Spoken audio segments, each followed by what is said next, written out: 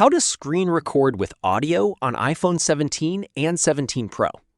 Hey guys, in today's video, I'm going to show you how to screen record on your iPhone 17, 17 Pro, or Pro Max with your voice and audio.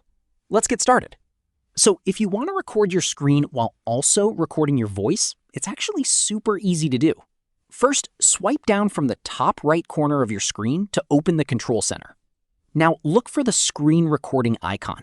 It looks like a small circle inside another circle. If you don't see the screen recording option there, don't worry. Here's how to add it. Tap the plus icon or edit button in the Control Center, then tap Add a Control. After that, use the search bar and type Screen Recording. Once you find it, tap on it to add it to your Control Center. Now, here's the important part. If you simply tap the screen recording button, your iPhone will record the screen, but it won't record your voice by default. So instead, long press on the screen recording icon.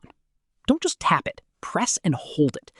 A small menu will pop up, and at the bottom, you'll see the microphone option. If it says microphone off, tap it once to turn it on. Once the microphone is enabled, your iPhone will record both your screen and your voice at the same time.